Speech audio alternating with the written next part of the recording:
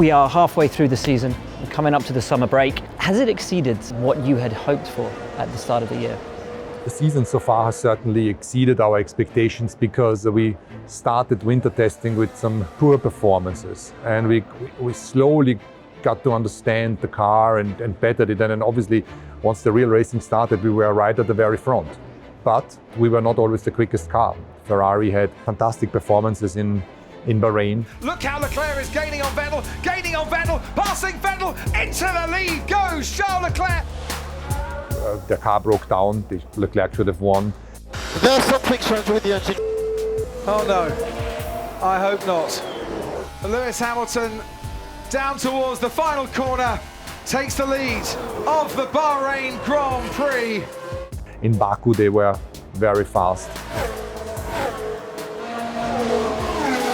And the famous Vettel call in Montreal, where he could have won the race or not. Oh, he's gone wide. Sebastian Vettel goes wide and Lewis Hamilton thought there was a gap.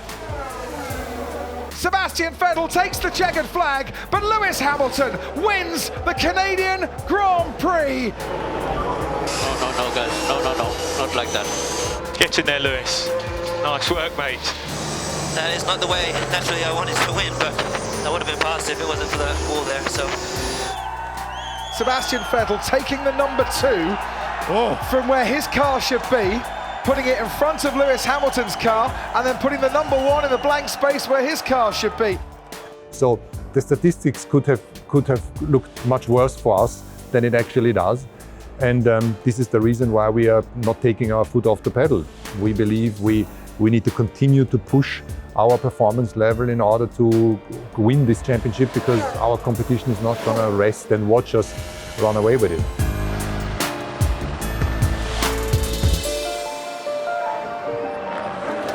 A lot of questions were asked about whether you were going to be fully prepared for the start of the season. Was there any panic? Was there any doubt within the team? We knew that the second car for the second week of testing would have been completely different with much more downforce. But then we put the car on track and it didn't perform as we would have hoped. I would say that there was skepticism whether we got it right or wrong. But the group really continued to assess and develop calmly. There was never any sense of nervousness. And in the last 2 days of the test, finally we reached the performance level of Ferrari, and we felt we are in a position where we are able to fight for race wins. Probably Ferrari would have the edge, but definitely not expecting that it would pan out as it did. How important have the last 5 years been in ensuring that you didn't panic, that you didn't overreact to those issues? It's a trap in which you can fall if you start to either be complacent or you feel a sense of entitlement for winning. You need to stay humble. Yesterday's race win doesn't win you tomorrow's competition. Somebody can develop a car in an intelligent way and you have done the opposite. Once we finish a race weekend, we analyze it on the Monday. We try to learn, then we close the chapter and we start with 0 points into the next race weekend. And this has been the mindset at Mercedes over the last 6 or 7 years.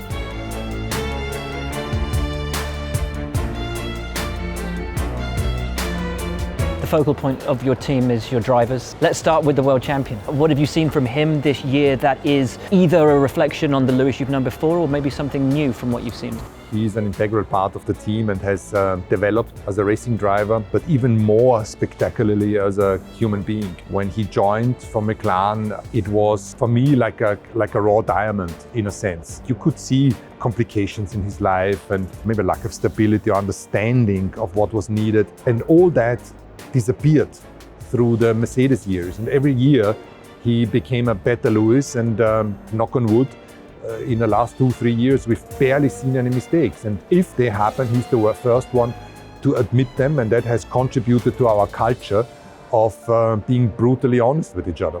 How important do you think it is for him to have a life outside of Formula One, that he can almost live that life and come and do Formula One as something fun, something he just can enjoy? I think we need to stop putting people in boxes and say this is how a racing driver has to behave, but simply make the effort and try to understand the human behind the helmet and try to carve out the framework that make that person the best him or the best her and make them perform at the very top. And I believe that Lewis's various other interests, be it music or fashion, take his mind off between the races. And having a good time is something that I think is very positive and very important for his performance on the racing track. We are very open with each other what we do. We FaceTime, we send videos, and I feel in a very good place with him. Talk about the human beings. Valtteri had a hard time last year, but came back and immediately hit the ground running this year. What change have you seen in him? He suffered a lot at the end of the year because not only were his performances not matching his expectations, but also we didn't really give him a chance because it was clear that everything needed to be behind Lewis in order to win the championship. And that can send you in a negative spiral. And I think what he has managed is to recover. He went back to Finland, thought about things. I think he realized that he had a tremendous opportunity in being a Mercedes Works driver in Formula One, what is at the moment the best car, against the best driver out there. And that is an amazing gift that has been given, an opportunity that he has earned. And I think he came back with the mentality of saying, I got to nail this. I got to do the best I can. And you can see that now. His qualifying performances are great. Erased the deficits that he had against Lewis. And I think we are seeing a stronger Valtteri from race to race. When you look around you, you see all of these cars, do you feel not necessarily the weight of history, but the importance of your place within it? I think it's the importance and the almightiness of the brand. Whenever Mercedes decided to join Formula One, they came in with a big bang and were successful straight from the get-go in the 30s and then in the 50s with the famous silver arrows. Same time around after 2014, where we had a winning streak, and therefore we are very much part of the success story of Formula One and part of the heritage of Formula One also.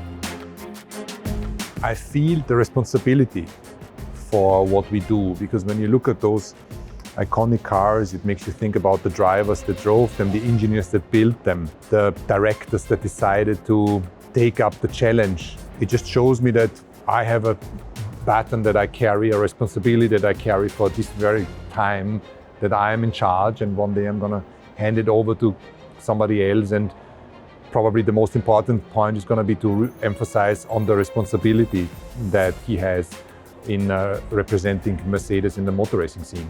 How much is there still to come? We've already stretched it quite far. We are competing for our 6th consecutive double championship, something that wasn't done before in any other sports. And we're very proud of having that opportunity. But having said that, it's not done yet. And if you do a 6th, then there's a 7th to conquer. And I think the most important is try to enjoy yourself, have fun, and stay humble.